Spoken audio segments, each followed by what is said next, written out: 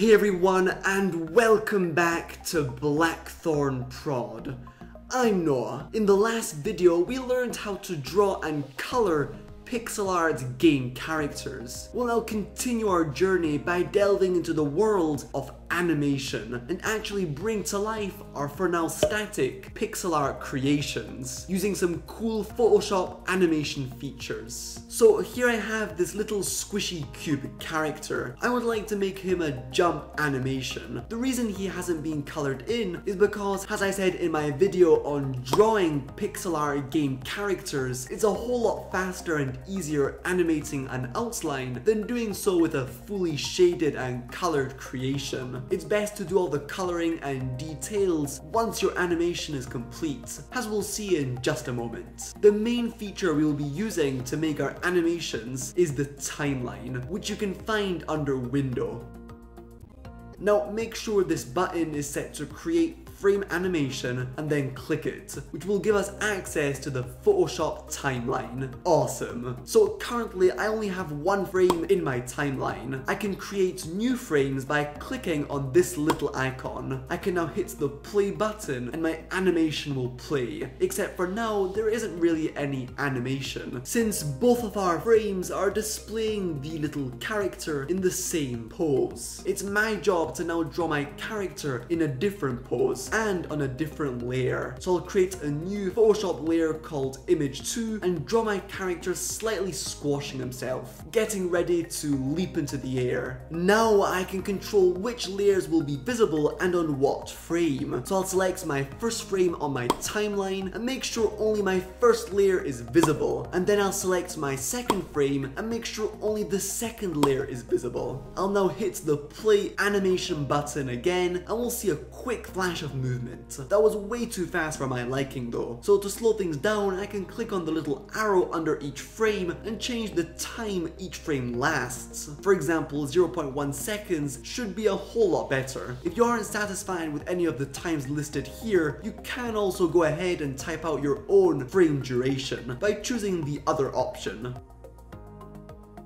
Note that you can shift select multiple frames on your timeline at once, which can save you time if you want several frames to last a same amount of seconds on screen or display the same layers. I can also make my animation play more than once right here. For example, if I wanted my animation to loop, I can choose the forever option, which will stop us from having to continuously smash down the play button. Now hitting play, you'll see that I have a slower looping animation, which for now looks kind of boring and unappealing. Lots of work still needs to be done before it can be implemented into the game world. You can of course delete a frame on your timeline by selecting it and then clicking the little trash icon. Now that you know about the main animation tools needed to bring your characters to life, let me share with you a couple techniques that will make your animations a whole lot more fun and easy to make. An obvious one is being able to see your previous frames when drawing a new one. So I'll create a new frame as well as a new layer called Image 3, and I'll make sure only this third layer is visible on my third frame. Also make sure that this third layer is hidden on frame 1 and 2. Now I would like to draw on this third layer my character beginning to leap into the air, but this is tough to do because my second pose isn't visible.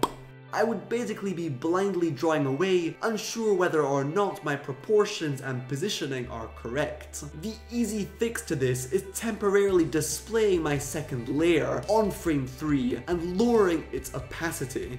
And now I can draw my third layer, the character's new pose, a whole lot easier because I have that visibility of the second layer. Of course, in some cases you may want more than a single previous pose visible, in which case you can simply unhide multiple layers. With all that said, I'll now complete my jump animation by making more frames and drawing my character in different positions on different layers. Obviously, if you're just starting out, pixel pixel art animations, I highly recommend you keep your characters simple and small. In other words, animating an 8-bit creation will be a whole lot easier than doing so with a character 120 pixels wide and long. Whether or not you're going for something detailed or blocky, I recommend when animating to keep your drawings nice and loose. Basically, draw each pose quickly. Don't pay any attention to details, jaggies, or poking out pixels. At this point, your main concern is motion. You don't need crisp, clear outlines to make your animations look good. What's really important here is the proportions. Once the movement feels good, only then should you move on to cleaning up lines and adding colors. A great tool to use when blocking out your animation is the rectangular marquee tool, which you can find right here. By left clicking and dragging, you can select multiple pixels at once, and then hit Ctrl T on your keyboard to move them around the canvas, as well as scale them in any direction. Scaling pixels like this will have the nasty effect of blurring them out, but this isn't a big deal when blocking out your animation, since remember, at this point all you care about is the movement and proportions of your character. A variant of the rectangular marquee tool is the lasso tool, which I actually use quite a bit and lets you select in a more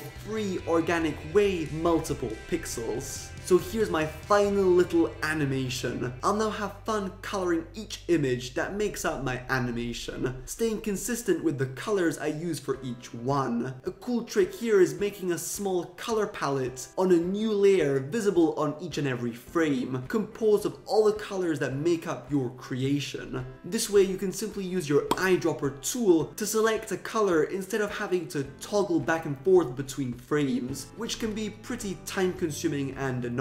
Before wrapping up the video, let me show you a couple more cool animation tricks. The next one is about duplicating previous layers. For example, say I was making an idle animation for this little demon character. The only motion I would like here is his body gently moving up and down, and so having to create a new layer and draw everything out all over again, but simply a little higher or lower, feels like a tedious chore. So instead, don't hesitate to duplicate layers and then use your rectangular marquee or lasso tool to select some pixels and manipulate those, which obviously will make you win some time. A fun Photoshop animation feature is tweens, which will basically smooth out and slow down transitions between your various frames. For example, I'll select the frame before my cube leaps into the air and hits this little icon. This will open up the tween menu. Now I can decide which transitions I would like to smooth out. Either the one between this frame and the next one, where my cube hops into the air, or the previous frame, where he hasn't yet squashed. I'll choose next frame,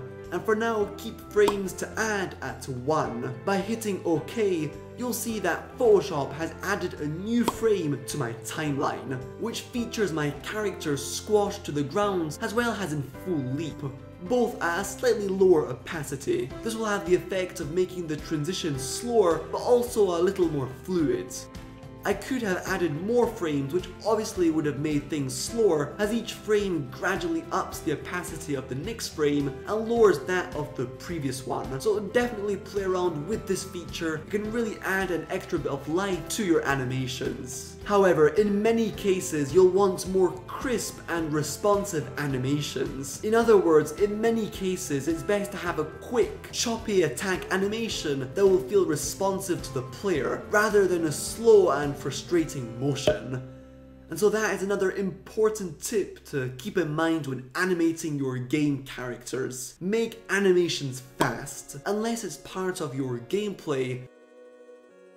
When players hit the jump button, they want their character to immediately jump. If not, the game will feel laggy and really unsatisfying. So make sure not to bog down your animations with loads of anticipation. With pixel art, especially for 8-bit sprites, you can easily get away with a run, jump, idle, or attack animation made up of only 2 or 3 frames. Don't feel the need to make dozens of frames for just one animation. Just a few showcasing key poses will be enough. For example, for an attack, you could make one frame where he's standing normal, one where he lifts his sword, make sure to make this quick, and then another for when he lashes out. Same for jump, where all that's needed in many cases is a pose for the character standing normal, one where he squashes ever so slightly in anticipation, which again should last no longer than a split seconds or shouldn't exist at all, and finally a pose for when he's in midair. Finally, adding some small effects to your animation can really add some juice and appeal to your piece. For example, adding a little ground shadow to my jumping slime that scales up and down depending on how far away the character is from the ground feels really nice. Adding a few pixels representing dirt when the character lands on the ground is also a nice little touch that can make your animation pop. Some lines of action for extra motion, like when a character swings a sword, is another final touch which will make your game animation feel awesome. And that will mark the end of the video. In a few days we will continue our